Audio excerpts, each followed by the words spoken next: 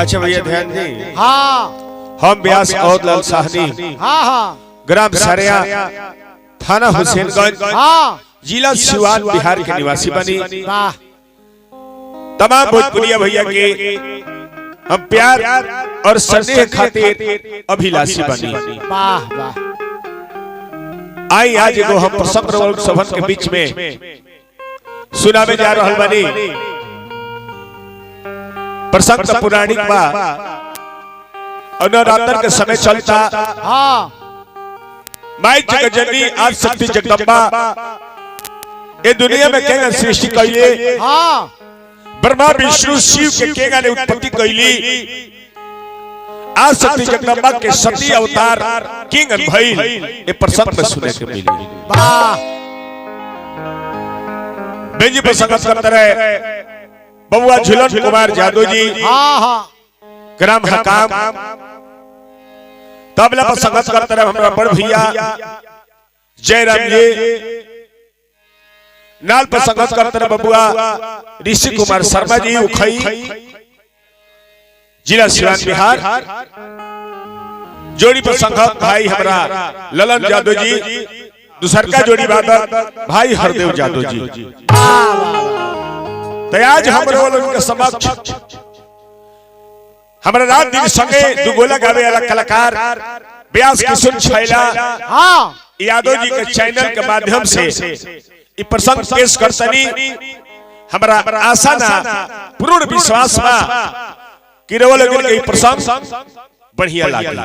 हाँ व्यास शिरोमणि हमारा गुरु सुखनंदन यादव जी के भाव लगता। कैसे हो सुनो हो ज्ञानी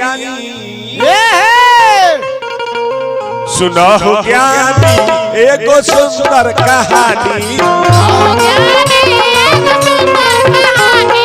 सुनो हो ज्ञानी एगो सुंदर कहानी।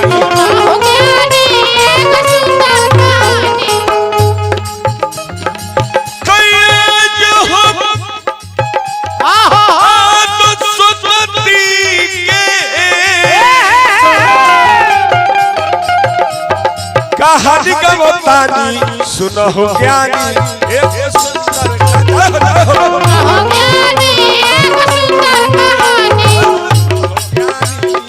सुंदर कहानी।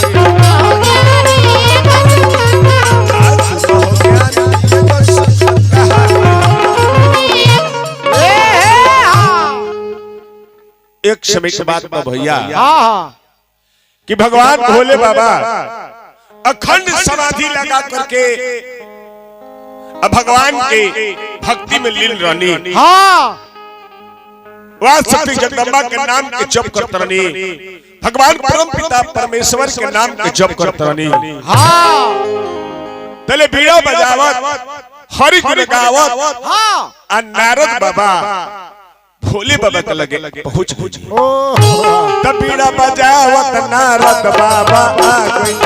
बीड़ा बजावत नारद बाबा आ गए। बीड़ा बजावत नारद बाबा आ गए।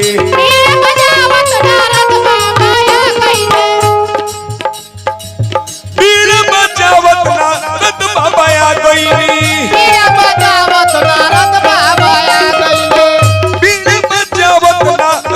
बाबा आ गए।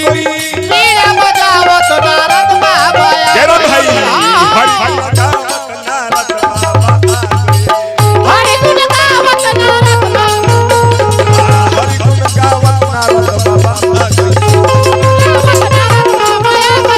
हरि गुण गावत नारद बाबा बीड़ा बजावत हरि गुण गावत नारद बाबा शंकर जी के लगे जबैनी। हाँ जय हो महादेव जय हो महादेव हर हर महादेव हर हर गंगे हर हर गंगे जय शिव जय शिव जय शिव जागी हे महादेव जागी हे महादेव जागी जागी। नारद जी के जब बोली शंकर जी के कान में गई। हाँ हाँ अखंड समाधि अपन तुरदहनी दंडवत प्रणाम करनी नारद जी। हाँ कि हे महादेव ये ब्रह्मपुत्र ब्रह्मा जी के पुत्र नारद रवा के साक्षात दंडोत प्रणाम करते। भोले बाबा जब जगनी कहनी कि नारद नारद कह समाचार देवता लोग के, विष्णु भगवान के समाचार कहो, कहा परम पिता ब्रह्मा जी के समाचार कहो, इंद्र भगवान के समाचार कहो, सारा देवता गण सब ठीक मानो। हाँ नारद जी कहनी कि जी महादेव, हे महादेव एगो हमरा सच्चा। तो भोले बाबा कहने की का अतई रउआ बताई कि आखिर केकर अखंड समाधि लगा कर करौआ बैठल रहनी है। हाँ केकर नाम करौआ जप करत रहनी है। हाँ केकर नाम जप करके अरुआ अमर हो गई। हाँ त नारद जी की बात सुन करके हमारा गुरु तुल्य व्यास परशुराम जी महुआरी निवासी ये जो उपस्थित बनी वहां के चरण में कोट कोट हमरा नम्न बा। भोले बाबा कहनी कि हे नारद जब तू पूछत रह तो इति मतलब बीती हास मतलब कहानी। ले गो तरह हम इतिहास कह के सुनावत नहीं। तब के बात सुनो धर्मदासा, ना रहे धरती पाताल आकाशा, चांद सूरज की जन्म न तहिया,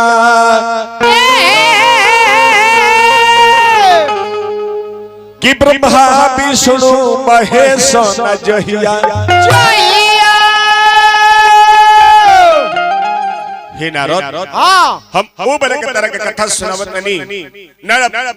न जाना मेरा धरती रहे, न आकाश रहे, न सूरज रहले, न चांद रहले, वो बड़ा आज शक्ति जगदम्बा रहली। न हम ही रहली, न विष्णु रहले, न ब्रह्मा रहले, वो बड़ा जगत जननी रहली।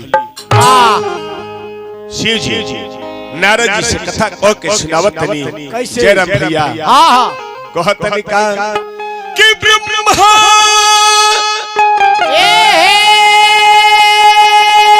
विष्णु जहिया,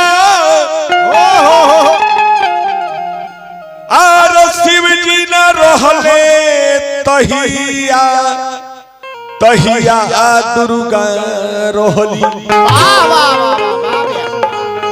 तहिया दुर्गा रहली। निर्गुण ब्रह्म निराकार तहिया दुर्गा रहली।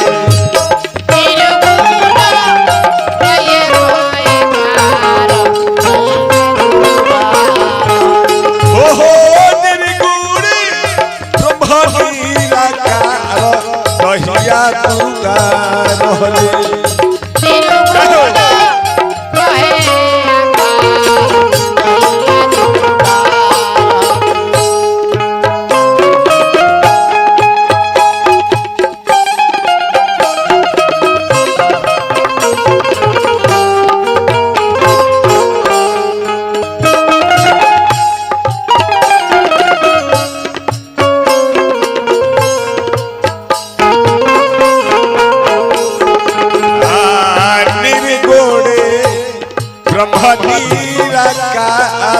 तहिया दुर्गा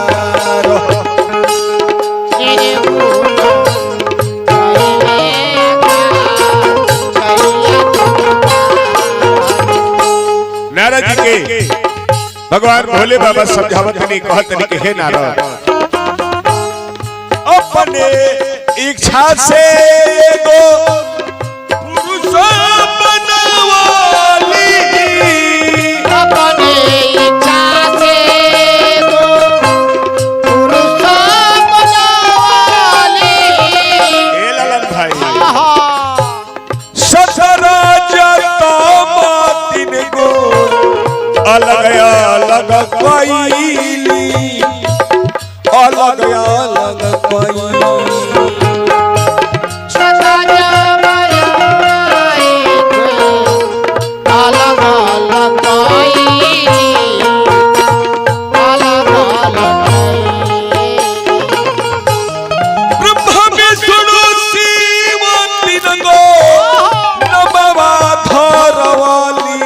तहिया दुर्गा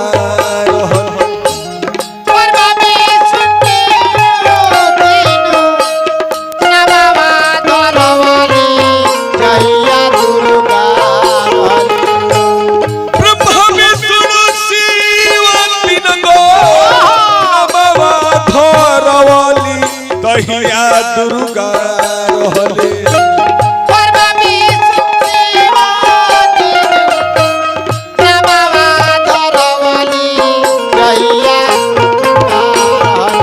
ओ सृष्टि के पहले भी सता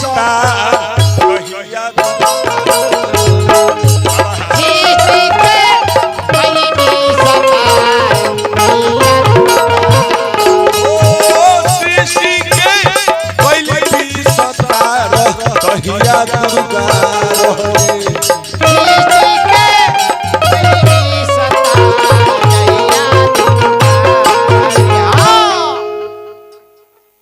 न धरती रहे न आकाश रहे न सूरज रहले न चांद रहले न ब्रह्मा रहले न विष्णु रहले न शिव रहले ओ दिन आज शक्ति जगदम्बा जगत जननी माई दुर्गा रहली दुर्गा के शाब्दिक अर्थ होला जे दुर्गम काम के सुगम बनावेला ओकरा के दुर्गा कहल जाला हां जे दुर्गामासुर नाम के राक्षस के वध कैली ए सब का नाम दुर्गा पड़ल हां ये दुनिया में कुछ न रहे सिर्फ आज शक्ति जगदम्बा जगत जननी माई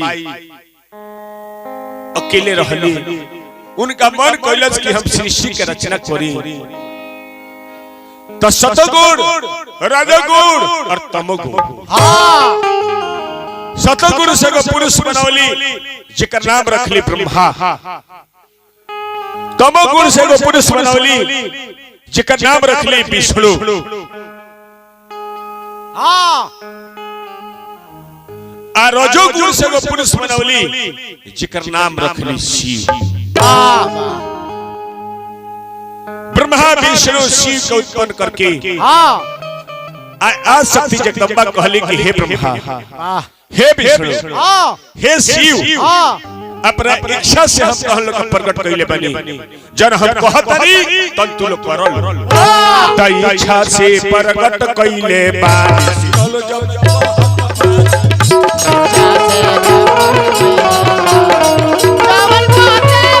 इच्छा से प्रकट कइले बानी सिनल जब कहत बानी इच्छा से प्रकट कइले बानी हे ब्रह्मा तब ब्रह्मा जी सृष्टि करी है हरे विष्णु जी पालन करी है ब्रह्मा जी सृष्टि करी है विष्णु जी पालन करी है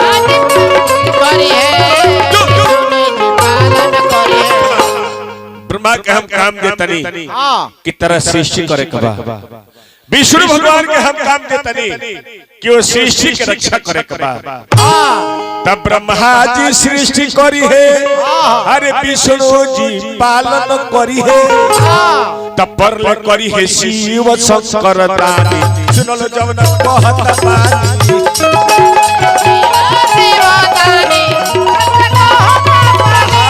परल करी है शिव शंकर दानी सुनल जवन कहत बानी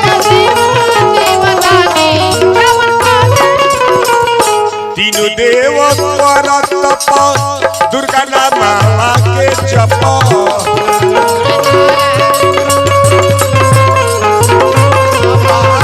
तीनों देव करत तप दुर्गा नामा के जप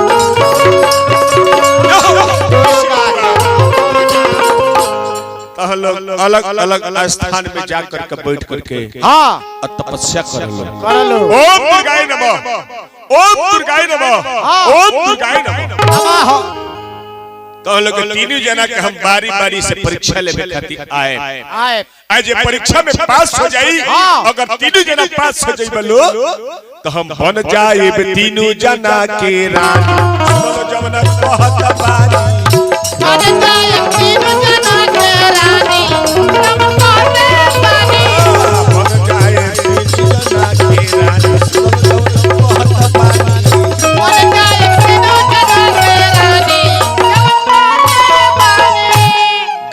लिखे गुरु सुख नंदन हरे बार बार करी अभिनंदन अरे गाना लिखे गुरु सुख नंदन हरे बार बार करी अभिनंदन गावतावे अवध लाल सहानी सुनलो जब न कहत बानी गावतारे अवध लाल सहानी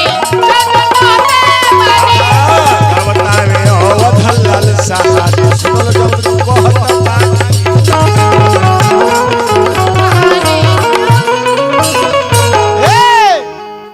आज शक्ति जगदम्बा दुर्गा जी के बात सुन करके कहीं ब्रह्मा जी बैठ के तपस्या करे लगले, कहीं विष्णु भगवान बैठ के तपस्या करे लगले, कहीं शिव जी बैठ के तपस्या करे लगले। ओम दुर्गाय नमः, ओम दुर्गाय नमः, ओम दुर्गाय नमः। तब ब्रह्मा विष्णु करता रे तो जप दुर्गा जी के कोई नहीं। ललन भाई तब ब्रह्मा विष्णु करता रे तो जप दुर्गा जी के कोई नहीं। विष्णु करता रे तो जप दुर्गा जी के कोई नहीं।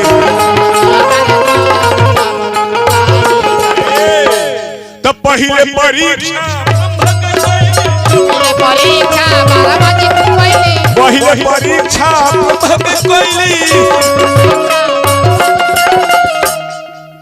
जहाँ ब्रह्मा जी बैठ करके अखंड समाधि लगा करके ओम दुर्गाय नमः, ओम दुर्गाय नमः नाम के जप करत रहनी। ओहे जगैली केस के बिखरा रहली, के ग्रुप बना रहली, भयंकर रूप बना करके आ जीभ निकाल करके अलगली टकार कर।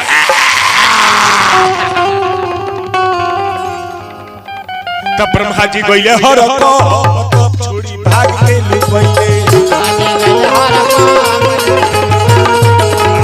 ब्रह्मा जी गइले हर तो छोड़ी भाग के लुकइले।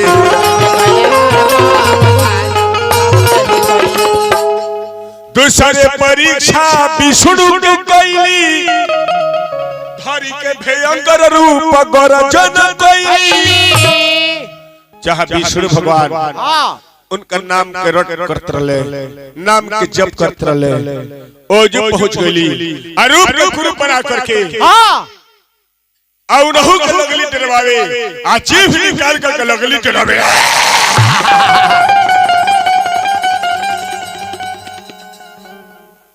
तब विष्णु जी गईले हर तप छोड़ी भाग के गईले।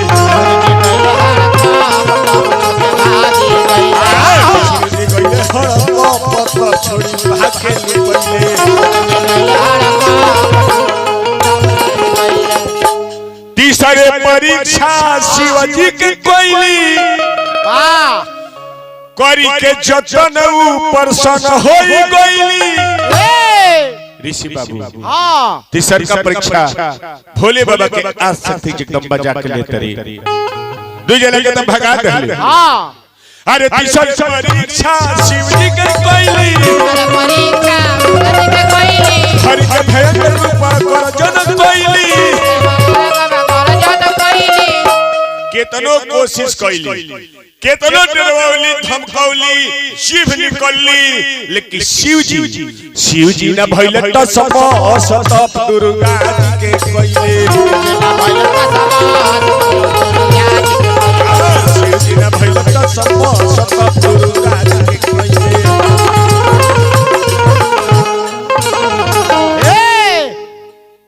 लाख कोशिश कैली, शंकर भगवान 10 मस ना भइनी। ओ सही का नाम के जप करतनी, ओम दुर्गाय नमः, ओम दुर्गाय नमः, ओम दुर्गाय नमः। तब सुंदर मेहरारू के रूप बना करके शिव जी जहाँ बैठ के उनका नाम के जप करतनी, ओई जी गईली लगली जगावे, हे भोलेनाथ, हे अवधानी, कोई नहीं जतन मनाही तुरनी ध्यानवा, मांगी मांगी हमसे कौन बारदानवा, मांगी मांगी हमसे कौन बारदानवा। ए भोले बाबा ब्रह्मा विष्णु भागी भागी बन गईले भोगी भागे भागे बन गईले ढोगी तपवा में शिव जी रौरा बनल बानी जोगी बाबा में सिरी रौरा बोलल बानी जोगी देख गोरे तपवा रौर परसन बाटे मानवा मांगी मांगी पसंद बाटे मानवा मांगी देख गोरे तपवा रौर परसन भइल मानवा मांगी मांगी मांगे हमसे कोनो हमसे कोनो बारतनवा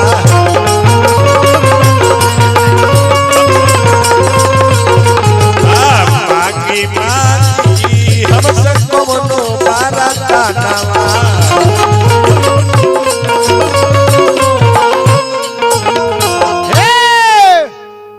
आसक्ति जगदम्बा भोले बाबा के जगावत तरी कली के हे भोलेनाथ हमरे पर खुश बनी हमरा से कोनो वरदान मांग ली मांगो अखंड समाधि टल भोले बाबा के कली के हे माता हे जगत के जननी अगर तू खुश बारू तब ब्रह्मा विष्णु और ये शिव खाती नारी रूप में तू प्रकट हो जा या सुन के शिव शंकर जी बचन उचारी अरे आद शक्ति बन जा तू तीनों देव के नारी जब हमरा पर खुश बानू तब ब्रह्मा जी खाती एगो नारी रूप में प्रकट होखो एगो अपना अंश से देवी के प्रकट करो विष्णु भगवान खाती एगो पत्नी रूप में एगो अपना अंश से देवी के प्रकट करो तीनों देवता के तू मेहरारू बन जा अलग अलग रूप नाना प्रकार का रूप बना करके भोले बाबा के दर्शन करके आज शक्ति अपना को तपस्या से एगो अपना शक्ति से एगो देवी के उत्पत्ति कैली जेकर नाम शारदे रखली जेकर के सरस्वती माई कहल और ब्रह्मा जी के शौक कहली फिर अपना को शक्ति से एगो देवी के उत्पन्न कैली जेकर नाम लक्ष्मी रखली और विष्णु भगवान के शौक कहली सुंदर मेहरारू के रूप बना करके शिव जी के लगे गईली कहली के रउआ हमरा से बियाह करी ई जब सुनले भोले बाबा ओ आज शक्ति जगदम्बा के बाद तक कान में अंगुरी लगावले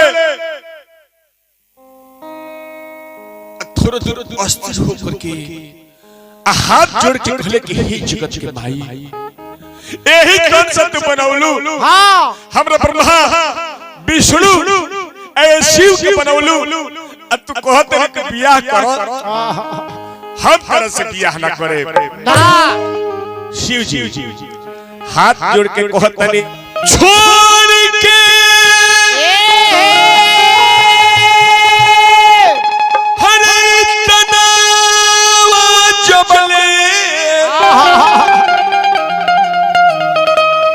आर को कहिले मुना जनमावा तबले माई हो तबले माई हो एही तन से अरे जन्म हमार तबले माई हो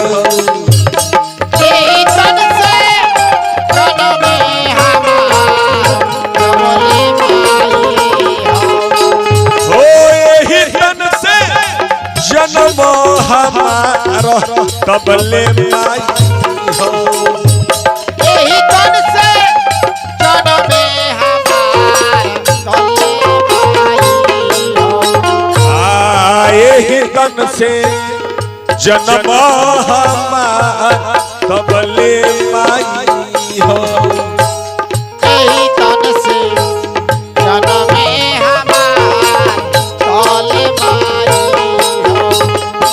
भोले बाबा कहनी की हे माई तू जगत के जननी हो आज शक्ति जगदम्बा हो हम एक तन में तरह से बियाह ना करे ता आज शक्ति भोले बाबा के बात सुन करके कहो तरी समझाओ तरीका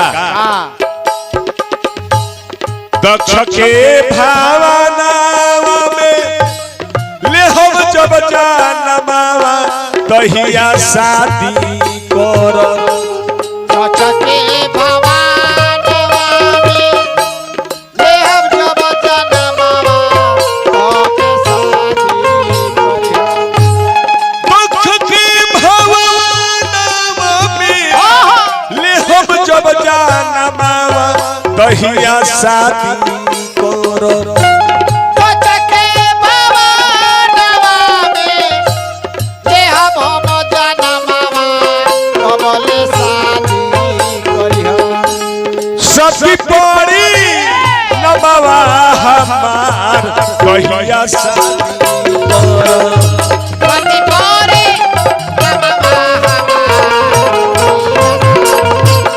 हो सती पड़ी नमवा हमार कहिया शादी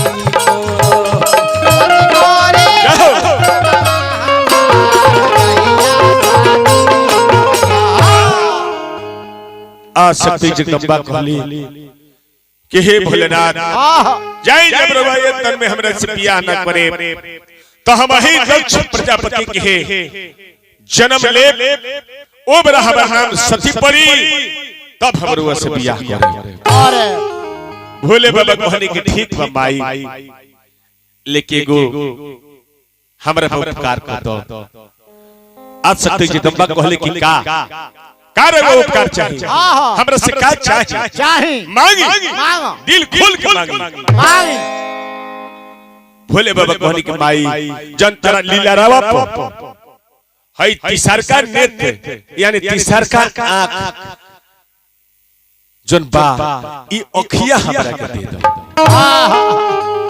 आज शक्ति जगदम्बा कहले की एवं मस्तु हे भोलेनाथ जाई आज से आंख हमरो के देहनी आज के बाद से रौर नाम आज के बाद से रौर नाम तेरे नेत्रधारी हो गए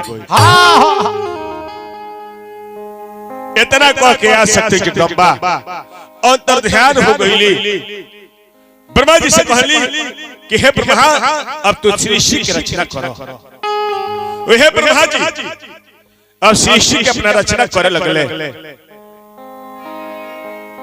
नेत्र से मारीची को हृदय से भृगु को सिर से उत्पन्न कइले ब्रह्मा जी पीठ से पुलह को उदर से पुलस्ती को समान से वशिष्ठ के ब्रह्मा जी बनौले हैं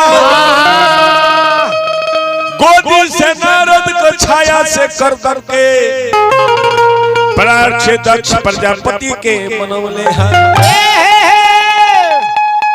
उहे आज शक्ति जगदम्बा दक्ष प्रजापति की है जन्म लेहले उनका माई का नाम रानी प्रसूति रहे जन्म लेहली तो उनका नाम सती पड़ गई कथा यही जो हम विराम रखतनी अगर प्रसंग अच्छा लागल होई भोजपुरिया समाज श्रोता समाज के हम हाथ जोड़ के प्रार्थना करतनी तो कमेंट में लिखेम लोगी फिर एक बाद से आगे वह प्रसंग हम सुनाए यही बात के साथ और ललसाहनी पूरा भोजपुरिया समाज के गोड़ छू के गोड़ लगता हमरा का आशीर्वाद दी लोगी इस चैनल के सब्सक्राइब कर लोगी शेयर कर लोगी कमेंट कर लोगी जय हिंद जय भारत जय मां सरस्वती जय हो अंजनी नंदन दया दर्शा दी हे गुरु सुख नंदन।